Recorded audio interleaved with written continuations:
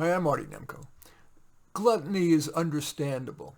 Even though it's unhealthy and hurts appearance, it's a pleasure that's available to everyone and on demand.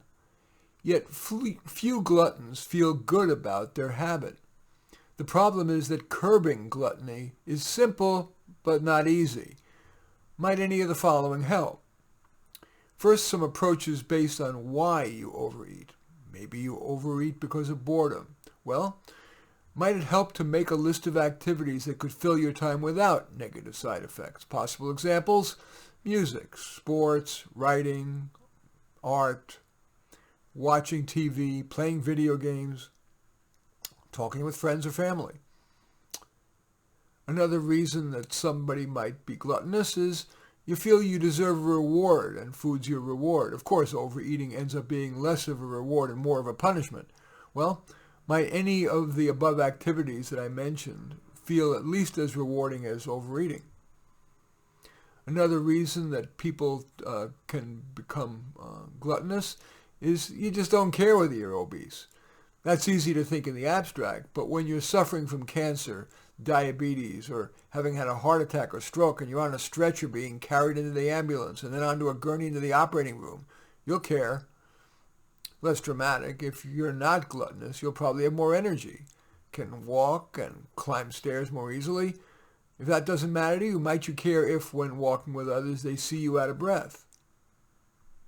Another reason that some people become gluttonous: do you lose simply track of when you're eating? That is, before you know it, you've overeaten. So, should you get in the habit of eating more slowly and noting, not when you're busting, but are no longer hungry, and then asking yourself if additional calories are worth it. Here are some other motivators and tactics. Would it help to keep in mind that your family and your friends will suffer if you get such a disease? How about that many people will think less of you for being obese or gluttonous watching you eat a ton of food? If you claim to be socially conscious, you don't want to be a hypocrite. So, of course, gluttony leads to obesity, which is going to mean you'll likely be taxing the already overtaxed healthcare system. Also, overconsumption is environmentally bad. Of course, your actions are only going to have a tiny impact on the planet, but that's true of all social consciousness exhortations, from recycling to voting to think globally but act locally. Might rewards help? For example, would it motivate you to give yourself a point for every meal or snack time that you didn't overeat? When you accumulate enough points, you can trade them for something you really want, like a bauble or tickets to some event, a getaway, whatever. Would it help to remove temptation from your home? Common danger items are ice cream, bread, cheese, nuts, chips, alcohol, and weed. The latter increases appetite and lowers inhibition. And might it help to be accountable? A client of mine emails me his weight every day. And finally, I guess one more. Teaming up? Would that help? How about a daily check-in with a friend, or join a formal program such as Weight Watchers?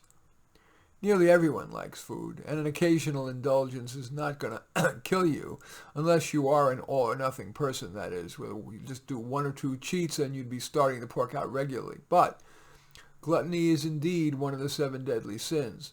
Might one or more of the ideas that I've shared with you here help you sin no more? In any event, I do thank you for watching. I'm Marty Nemko. I welcome your thumbs up and accept your thumbs down. I always look forward to your comments, and especially like if you hit the share button below. Share on your social media so that my efforts can have broader impact. And I am flattered if you choose to subscribe to my channel. In any event, I do thank you for watching. I am Marty Nemko.